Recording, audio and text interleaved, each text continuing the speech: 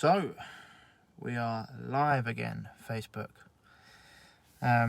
So today's video, I'm going to be answering another one of the questions I got through last week regarding anxiety. Before I move on to that, I just want to say I'm going to be shooting a video about vulnerability. I think it's really important. Having what's happened the last week, didn't really want to speak about it too quickly. Don't want to jump on a story, but Daniel Cipriani, if you don't know who Daniel Cipriani is, he's a rugby player for England and Gloucester. He's just released a very emotional video showing his vulnerability around his friend Caroline Flack, who died, and it's extremely important. I think it's all linked to anxiety and depression, and I think it definitely needs to be addressed. It's something that a lot of people deal with, trying to hide their vulnerability, their weaknesses, and it can become something that really does play on the mind, and can, after a while, that chronic stress of trying to hide yourself and hide your vulnerabilities becomes a big issue. So I'm going to be doing a video on that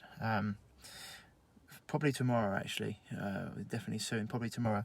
And I wanted to touch on this anxiety because it is actually a problem that affects a lot of people now. It's actually overtaken, especially in the States, it's overtaken depression as a #1 mental health disorder, with over 40 million people in the US having it, and it's massively on the increase in the UK as well.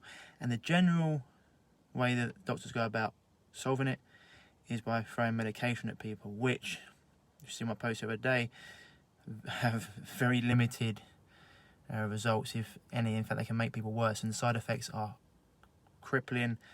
They're very, very bad, and they've even resulted in death in some people. So I'd highly recommend that being your last choice, and making a very, very educated decision before going on them. And in fact, they don't work to the extent that they start putting people on psychotic drugs as well, to try and make them work.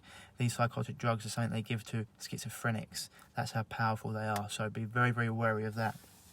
Now, anxiety is generally a response. It is a response to, it's actually the body working properly. It's a response to acute problem or acute stress, which can be, in general, it could be worrying about a job interview, or seeing someone you're attracted to, or maybe you've got a sporting event that you're worried about what the outcome's going to be. And that anxiety around those things is completely normal. It's an acute response. It's not there for long, and as soon as the event takes place, you generally start to relax into whatever that is.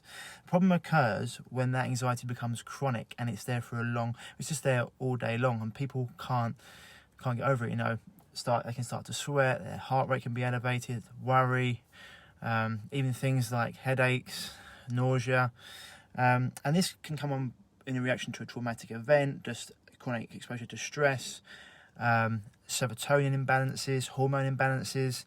Also, overexposure to sugar and caffeine can cause these things. People worry why they got high blood pressure, that they're having 6-7 cups of coffee a day, which throws their body into a, of course it increases heart rate and increases blood pressure, because you're having a stimulant 7 times a day, same as cups of tea. And so you've got all these responses so you've got all these reasons why you can be chronically anxious, and all of them are extremely relevant. So you need to take a look at it. Now, I'm going to get onto the mind and why it's so important that we work up here.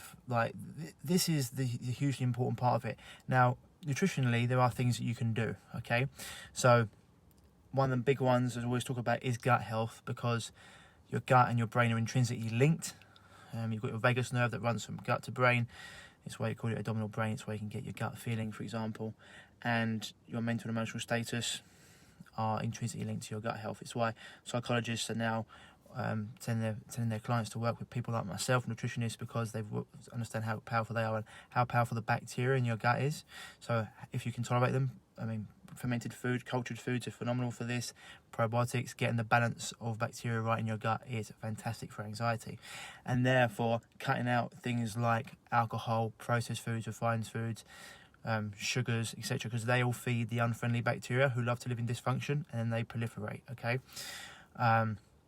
same as coffee. Yes, coffee is not a health food. Just read the book Caffeine Blues. It tells you all you need to know about coffee. Central nervous system stimulant. It just destroys the gut lining, depletes body's vitamin C, decreases oxygen to the brain by 20 to 40% within 20 minutes. It's not good.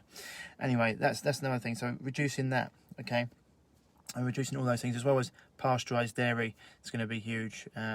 Wheat, gluten, all things that can disrupt the gut and the gut lining and cause gut permeability or leaky gut. Then the other things that you can do, you can add in some good things. Things like lavender essential oils have been shown to reduce anxiety. So has having good fats, because the DHA and your EPA have been shown to regulate moods. Same as the amino acid 5-HPT, essential amino acid, shown to regulate moods. All these things can be added, okay? Ashwagandha has been shown to do the same things. Sorry if I can speak. It's been shown to relieve people of feeling anxious. And so has exercise, breath work, meditation, hot and cold contrast showers have all been shown to help people deal with these things. Magnesium, zinc, and vitamin B complexes as well. All these minerals and vitamins have been shown to help people get over their chronic anxiety. And on their own, they're just magic bullets, but put them all together, part of a holistic lifestyle, it's amazing what can be done. Then we want to start working on the mind, because at the end of the day, a lot of the anxious thoughts and feelings come from up here, and it comes from living in a constant state of worry. Worrying about a future that hasn't even happened yet. For example, it could be worrying about a result or an outcome of a sporting event, or I don't know, it could be worrying about, am I going to get that job, or am I going to be able to pay the bills? All future that hasn't happened yet. Which I understand can be stressful, but when you're constantly living in the future, I mean, you've never actually been in your future. You can only live in now. When you constantly worry about your future, you're going to be in that constant state of stress and anxiety, because your body's in a state of dis-ease. And when it's in a state of dis-ease, then you're never going to feel balanced. You're never going to have the equilibrium that it needs. And, worrying about a negative future is just the same as, like, I always say, Tony Robbins has got a great quote for this. It's stop worrying about what can go wrong and start being excited by what can go right. And it's so profound when you actually listen to it, because when you actually change the way you think about things, it's massive. You start to actually, instead of being anxious, you actually might be excited or be like, oh, okay. And excitement, anxiety are very, very, very close to each other. And trying to change the way things are, as Peter Crone says, things are just the way they are, but only always. So you've got to understand that you can't change what's going on, but you can change our responses to them and remain in balance and not worrying about the future and living in the moment. Now, it might sound all a bit esoteric, but it's very, very true. You're constantly worrying about the future or feeling like you're not enough. Thank you, Sally. If you're constantly worrying about the future or feeling like you're not enough, then you're always going to be in a constant state of worry. And then when you're worried, what happens? Or you're anxious, you're in your constant state of fight and flight, and then you start to do things to support your body's basic. Well, you've got three brains, human, mammalian, and reptile, mammalian, and human. And your reptile's all about fight, flight, freeze. It's all about your basic human needs. And what you do, you get triggered, and you start to have things for like support or comfort, and they can be like comfort foods, etc. So it's like a circle you go round and round in. You start worrying about things, and then you go to things that you think are giving you comfort, and in fact they're not, and it feeds these bad bacteria, and it goes round and round in circles. So worrying about, thinking you're not enough, resisting the way things are, that's it. Resisting the way things are is a way to be in constant state of anxiety. So just try to understand, to live in the moment, to live in the present is going to be a hugely important factor in calming down your anxiety. Write things down, get them out of your head. So often things are going round and round and round in your head, and you don't know where to go. You can't get rid of them, and so it causes that stress once again. There's a great book out there called Brain Rules by, I think it's David. No, is it David Diener? I think it's called Brain Rules. Anyway, it tells us that if you constantly have these things, will keep on coming up in your head because your brain wants you to remember them. So by writing them down, getting them out of your head, it causes a lot of peace. It's why going for discovery walks, no phone, just thinking about one thing, meditating on one thing while you're walking. You come back, and afterwards you write down what you thought and put it away to one side. It really does clear your brain. So all these things I said before, okay? So your diet, working your gut health, cutting out sugar, alcohol, processed foods, homogenized foods, dairy, for example, homogenized pasteurized dairy, wheat, gluten, Then you can have things like good fats, lavender essential oils, magnesium, B complex. What else have I missed out here? Obviously probiotics.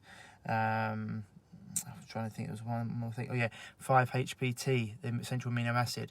All these things can be added. Breath work, journaling, and really, the responses to what you think should be, and just living in the now and understanding what happened, and it could have happened any other way because it didn't. To quote my guy Peter Crone. So really start to understand that. And once you start to understand that, it's huge.